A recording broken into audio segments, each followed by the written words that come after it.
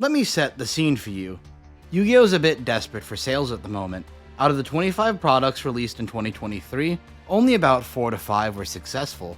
The worst of these products would see stores have to reduce prices well below what they paid for. Duelist Nexus would be sold by stores for about $40, despite being bought by stores for about $50 to $60 from distributors, with the intended MSRP being $80. If we go back a bit farther, the Duelist pack boxes would often end up reduced from $80 to $20. I'll put it like this. Brand new Yu-Gi-Oh! Products were often losing in sales to 6-month-old one-piece card game products. There are plenty of stores that have dropped Yu-Gi-Oh! Products entirely, since they'd lose money or at most break even on 80% of all Yu-Gi-Oh! Products stocked. A bit of a side note here, local game stores are required to stock a certain amount of each Yu-Gi-Oh! Product, or their distributor will give them low priority or even no access to the best products. It's fine for some games like Magic, where you can just speculate on boxes, but for Yu-Gi-Oh! Where cards depreciate very quickly over time, this is brutal for stores, resulting in massive losses. Konami's shareholder meetings have a different grim message. While Yu-Gi-Oh! Is able to attract new players, it's often a near-complete wash to retain them, especially in the West.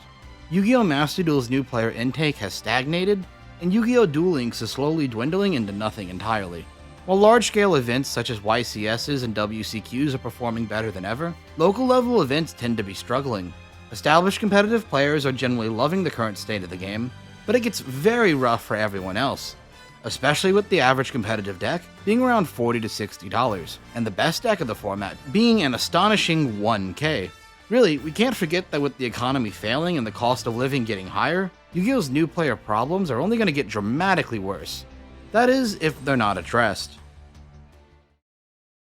Konami, of course, has recognized the problem internally, and has taken steps to attempt to improve things, or more accurately, make the most of the situation. At the forefront of this push to attain new players has been a line of products targeting potential customers while helping established players at the same time. These products, as we'll be getting into, have been a mixed bag to say the least.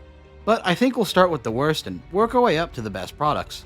The first and most direct new player product is the Yu-Gi-Oh! 2-player starter set. This is a TCG exclusive product featuring 2 non-competitive decks designed to take 2 new players through a scripted duel, starting with the basics of normal monsters and ending with advanced alternative summoning methods. It's very similar to Yu-Gi-Oh! Master Duel's tutorials, but IRL. The decks contain very limited reprints, and the decks themselves are not remotely viable in actual duels, unlike Konami's other structure decks.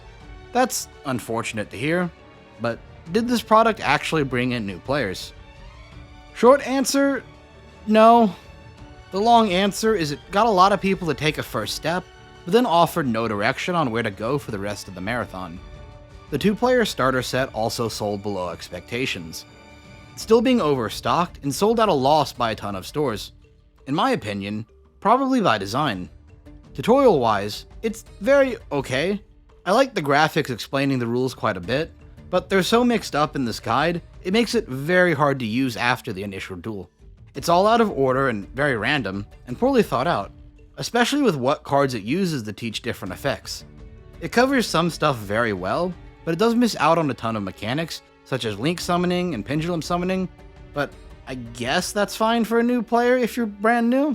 I like where this product is trying to go, but really this isn't it. I only wish we had this style of graphical guide, but in a more detailed official rulebook way, since the old rulebooks are very unhelpful at times. Oh, I almost forgot to mention that this guide doesn't come with a playmat or tokens, despite having cards that create tokens. Sorry, that's incorrect again. You have to cut them out of the guidebook. I paint miniatures, and these are too tiny even for me. A bigger issue is a ton of new players end up not enjoying the tutorial game. But the real problem shows itself very quickly after the unfun tutorial game. The decks don't work super well for randomized play, and they offer very little in terms of what to get next. No, Konami, buying packs is not a valid entry point for new players. And sending players to a structure deck is better, but those still need a lot of outside help to be viable. 100% of new players who come to me asking to learn more about the game don't know they need to buy 3 structure decks and have absolutely no idea what to buy outside of them. And that's to be expected. Yu-Gi-Oh! Is a complex game this product does not adequately prepare them for, and it leads to overall the product being a dud. Konami understands that the current state of the game is almost completely inaccessible to new players, and as such they've sought to create a simplified and static environment to ease new players into the game. But by doing this, they forgot to actually hook new players by showing them why Yu-Gi-Oh! Is fun. The variety in gameplay, the amazing skill expression, the fun back and forth, and even the collecting aspects. It was just missing from this product. A hollow tutorial will struggle to stick with anyone. There are some easy ways to solve this product, but we'll get into that in a later section. Good news though, the next product we get to move on to is really great if you don't think about it. Rarity Collection 1 is one of the best reprint sets ever in Yu-Gi-Oh's history. It contains a collection of 80 staple cards, amazing engine pieces, and a few miscellaneous previously expensive options, with the unique caveat that these cards had even chances of being pulled, with only the rarities of each card changing with every pack. This set was designed to make necessary staples for the game as easy to get as possible, while still ensuring the set has value with alternative rarities. Overall, it's a massive success, being one of the best-selling Yu-Gi-Oh sets in the past few years, and it temporarily lowered the floor for competitive entry quite a bit. But I'm gonna let you in on a little secret that Big Yu-Gi-Oh doesn't want you to know about. Rarity Collection did not make the game any cheaper. In fact, reprints don't make the game any cheaper, and they never have. Rarity Collection and reprints in general targeted already established staples that have been around for a year or more. Konami starts the cycle by printing chase cards to sell sets. For our Rarity Collection example, let's look at Baron de Fleur, one of the major competitive and expensive cards reprinted in this set. Baron de Fleur was first printed as the main generic chase card in Legendary Duelist Synchro Storm. The card was used as a marketing tool to sell to competitive players and give what would normally be a small archetypal set value to the broader player base and encourage product opening. The card would go for around $150 to $100 after the set release. These prices were due to bad pull rates, with 4 ultra rares per $80 box. Basically, you had a 4 out of 9 chance to pull the individual card, with 5 out of the 9 pull options being completely competitively unviable and worthless, and with 3 out of the 9 being okay. It wouldn't surprise me if gacha game devs have killed for worse rates. To make this worse, Konami of Japan in the OCG format of this game saw the card being for less than $10. Since they didn't have these predatory pull rates, had cheaper boxes, yet somehow were still massively profitable. Almost 2 years later, after Legendary Duelist Synchro Storm had gone out of printing, and Konami couldn't make more money from the set, Baron de Fleur would get reprinted, but again in a similar format of set, this time to help fill out the suboptimal Maze of Memories box. The card would be well past its competitive peak, and move on more to being an optional but very, very good extra deck choice. The card would drop to about $60, since the set wasn't actually designed to make this card meaningfully accessible. Even further on after this reprint, Konami would get one final hurrah and reprint this card in Rarity Collection. Sure, it was 2 years after Baron's competitive peak. Sure, it doesn't unlock any players out of formats where it was required, like Sword Soul. And sure, it caused a ton of players to lose money in a pseudo stock market. But now, everyone could play the card. It was a good 3 months. Because finally, after Konami had monetized this card as far as possible, they acknowledged the faults in their game design and banned it. And of course, the expensive slots on a deck this card would occupy were replaced by new staples such as Chaos Angel, Triple Tactics Thrust, and SP Little Knight, conveniently not reprinted in the next Rarity Collection, despite being popular staples that are required to play the game. This follows in line with Konami's strategy. Print cards that are required to play the game successfully, wait a year or more to reprint those cards in a halfway format to use them to sell another set, then print them again into the ground, this time tanking their price to zero. Then, if they were enough of a problem, ban those cards and print new staple cards. Most every card in Rarity Collection follows a rough version of this pattern, from Ash Blossom to Infinite Impermanence to Pot of Prosperity to Dear Servant. It really is a clever cycle. It accounts for Konami to market and sell several sets, to sell sets at different levels of reprint value.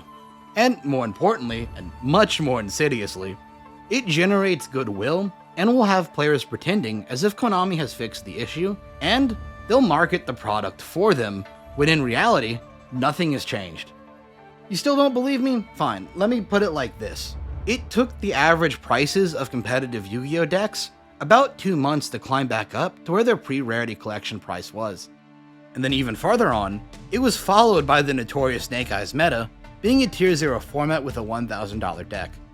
Second part was a bit overkill, but you have to understand, Rarity Collection did not meaningfully impact the price to play Yu-Gi-Oh! New players were not meaningfully attracted by this set, and they certainly weren't held on to the game afterwards. It's not to say that Rarity Collection wasn't a good thing, or that reprint sets aren't important.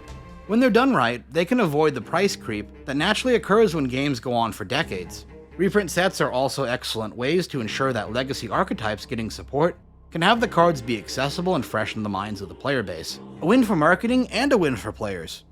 But as reprint sets are now, they're intended to profit off a problem Konami intentionally creates. Again, see the OCG, which is profitable on its own, and doesn't have these set distributions and rarity problems. Reprint sets do not meaningfully impact the price to play Yu-Gi-Oh!, and therefore cannot make the game more accessible to new players, nor succeed at growing the player base. The way to meaningfully make cards accessible and grow the player base is to change the structure of set boxes to allow players to actually pull cards. With things as they are now, it would take an average of $600 in boxes to get the core of a deck from a deck builder pack. There's no reason for you to buy Yu-Gi-Oh! Product. The TCG should switch to the OCG model of having all cards at ultra rare or lower, and only using the other rarities as alternatives. Plus boxes being cheaper, more rarities being in main sets, and the card stock quality being higher. This would keep the prices down and give the average player an actual incentive to buy boxes, as well as not price walling away any new entrants to the game. Plus, the OCG has demonstrated this would be profitable. There are no downsides to this. Look, at this point, either Konami is stupid, or they actively hate you. This brings us to Rarity Collection 2. It's notably unique from Rarity Collection 1, since it's a Western exclusive, it actually reprints less valuable cards than Rarity Collection 1, and there's a ton of shadiness that revolves around it. Rarity Collection 2 was announced less than a month after Rarity Collection 1 was released, and it would be released about 6 months after the first one. This was very sudden, and clearly done to capitalize off of the massive sales of the first Rarity Collection, and to give Konami an easy win. This seems good, but the first bit of oddness was how long it took Konami to announce what was actually in the set, being only announced like a week or two before the set's release, way after the pre-orders were done. But wait, there's more. The set would feature a raised MSRP when compared to the first one, from $80 to $120. A double whammy that's definitely not pro-consumer or pro-local game store. So what's actually in the set then? Well, there were some banger staples like Access Code Talker, Guardian Chimera, and Crossout Designator. But those were kind of the exceptions. There were 2 new things that filled up the bulk of this set that are noticeably different from the first. There are a lot more archetypal specific cards such as Purely, Blue Eyes Jet Dragon, and the Kashtira Field Spell. While these are pricey cards that need to be reprinted, these aren't staples, which defeats the point of Rarity Collection. What's more, these are not timely reprints, approaching 2 years behind some of these cards' initial printings. Nor are these cards even complete archetypes. The Kashtira Field Spell is here, despite missing Kashtira Fenrir and Unicorn, which would have been great staples. Purely is missing extra deck monsters, Unchained and Exorcisters are only 2 random cards, and Tearlaments literally just have their field spell. I mean, these are all cards that needed to come down in price, but it just makes the set weird. It's not better for new players, since these archetypes are all past their prime, and are still split up between several products. It's not great for established players either, because the set is just too disjointed. And more importantly, the set is just missing actual expensive staples like Triple Tactics Thrust, SP Little Knight, and Chaos Angel. You know, because Konami wants to force you to buy their terrible sets. These cards were replaced with structure deck pack filler like Enemy Controller, Book of Moon, and Mystical Space Typhoon. I mean, outside of MST, these are great cards to reprint for a staple pack, but they don't make the game any more accessible and tank the value of the set massively. Most of these cards have also had high rarity reprints before. I think stores are going to have to deal with this set not selling as well, between the lackluster card pool and increased MSRP. Although, for local game stores, I hope I'm wrong. But I just don't feel like new players will be attracted by this set. Theory time, I believe this set is a repurposed Battles of Legends set with the rarities changed. Compared to other Battles of Legends set, the list is very similar. It's not a bad change, but it's very weird. I think Rarity Collection 2 releasing as it did shows Konami's hand as being kind of desperate. but I can't prove that outside of a mountain of anecdotal evidence and reading into Konami's shareholder meetings and actions. Some of these pack filler cards do have an ulterior motive that's actually really good, and that's pushing old Time Wizard formats. Konami has been trying to build hype around and market towards older formats that are popular among older players. Goat, Edison, and Hat are all popular choices. Rarity Collection 2 having cards like Ryuko and Super Nimble Mega Hamster are direct shots at this, but the real push for Time Wizard formats has been Konami re-releasing a variety of old boxes and products to cater to nostalgia while testing this potential market. Honestly, old formats are one of the best ways for Konami to expand their player base. Konami has re-released the initial 6 TCG sets, which are GOAT classics. They're re-releasing Judgment of the Light, which contains some big Edison staples, and they're reprinting Retro Pack 1, which is again great for GOAT. These products are great, and I support Konami re-releasing them, even with the awful vintage rarity distributions kept the same. But for this old push to really work, Konami needs to not implement these half measures and just fully support the product and format. There are 2 steps I'd take to support Time Wizard events. First, create support for these events at a local level. Encourage stores to host local events and give them good pricing. Not OTS packs. Give them something guaranteed for winning and something guaranteed for entering. And if you're going to do a pack, do tailor the card pool to staples from their respective eras. Lead with Edison and GOAT, probably mostly Edison. I love Hat format, but GOAT and Edison are just too popular. Just seeing people in stores playing the classic card game again will help hook people who come in for that nostalgia buy. You gotta do everything you can to transition that minor interest into a full engagement in the hobby. And that's where my second plan comes into play. Release GOAT format and Edison format structure decks. I mean fully built starter decks. And release them in doubles so they can play with a friend. Imagine a Black Wings vs Frogs Edison Duel starter deck that you could pick up and play right out of the gate. It would include all the staples they need, as to not only let new players enter the format without worries, but to also lure in established players to easily try it out. We could include detailed visual guides on how to perform combos, we could include strategies, and we could help players into a thriving and stable format where they can learn a simpler game at their own pace. Blackwings vs Frogs aren't enough for you.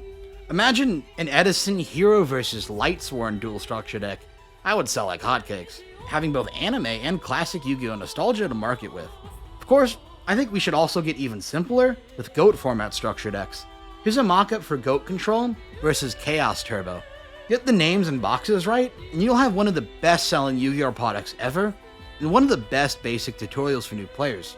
You could use this to replace what Yu-Gi-Oh's 2-player starter deck should have been. Plus, Konami could always sell more new starter decks, or rotate through options to make money off these formats. That format has over 20 viable decks, and over 40 playable decks. There is a solution here that Konami is just blind to see. The next logical step in this new player onboarding plan is the tactical tri-deck series the OCG is doing. These are the products I'm most excited about, and I mean really excited. As of right now, these are OCG exclusive, but if Konami brought these to the TCG with a similar card pools at the same price point, Konami could really start getting new players into the game. The tactical tri-decks offer a competitive deck right out of the box, like with full competitive staples, good ratios on key cards, and an almost full extra deck. These decks are legitimately the best way to pick up the game, and while you still do want 2 of these are perfectly acceptable to take to a local tournament as is. They even chose 3 really solid options for each type of player. Sprite Evil Trend is a fast but simple enough combo deck for players who want to dive fully into the modern game. Eldritch Floodgate Control is a slow anti-meta deck for players who want to force an opponent to play at their own speed. And Cyber Dragons are an anime favorite deck that's still okay enough in the modern game. Absolutely perfect. I hope we get these in the TCG. They are the only product that leads into a straight modern game, and one of the few products that actually give the consumer value. They don't fix prices, really, or that issue at all, but they go a long way into entering the metagame and actually learning how to play. These would be a great next step from a 2-player starter set. I mean, okay, imagine if you could start with a GOAT format starter deck and play in a GOAT Locals, and then move up to Edison when you want to do something more. And if you're feeling fun, you could grab a tactical tri-deck and experiment with modern Yu-Gi-Oh! IRL. That physical environment would keep more players than Master Duel's zero human interaction. Well, depending on your locals, I guess. Yu-Gi-Oh! Players are the most toxic out of any game I've played. For reference, Vanguard is the least toxic, because everyone just kind of accepts the game is bad and determined by luck. With the tactical tri-decks though, long term they could make this a series that releases once or twice a year. Imagine a tactical tri-deck series for Kashtira, Sky Strikers, and Galaxy Eyes. This would do so much more for Konami than Rarity Collection too. From Time Wizard starter decks to reprint sets to tactical tri-decks, we could fully build a product bridge into the main game. Konami should also maintain the online simulators like Master Duel, Duel Links, and Not Touch Dueling Book or EDO Pro, so we can keep those new player nets open. It's not impossible for Yu-Gi-Oh! To have an actual chance of growing new players. Plus, we could change the rarity structures to make boxes worth buying. Imagine spending $80 on a booster box and consistently getting $80 in cards, or at least enough key cards to start putting together an actual deck. If we lowered prices, we could increase demand quite a bit and sell more volume. I'd wager that with the $500 price barrier gone, players wouldn't be afraid of even looking at the hobby anymore, leading to better sales for all Yu-Gi-Oh! Products. Combine these better products with better support for local game stores, and you'll have a good word of mouth, and start to build up those communities that have been lost from 2020 and the other TCG companies' actions. If Yu-Gi-Oh! Was so friendly to the community, maybe Yu-Gi-Oh! Could even make a play at outselling Magic. Right now, the card game market is extremely volatile between the economy and risky anti-consumer practices employed by each company. Hell, One Piece is making plays at the big three in Japan. Imagine being the card game to actually market on treating your customers well. People are livid at Wizards of the Coast and Bandai right now. Call them out in marketing and show them up with better products. By combining Yu-Gi-Oh's fun mechanics with actual accessible and quality products, I would bet you could outsell Magic in under a year. You'd actually be using the economic downturn to your advantage. Hit those other companies where it hurts and create a loyal player base with genuine goodwill. But I suppose the Yu-Gi-Oh! TCG is adverse to making money. Thanks for watching, I'll see you next time.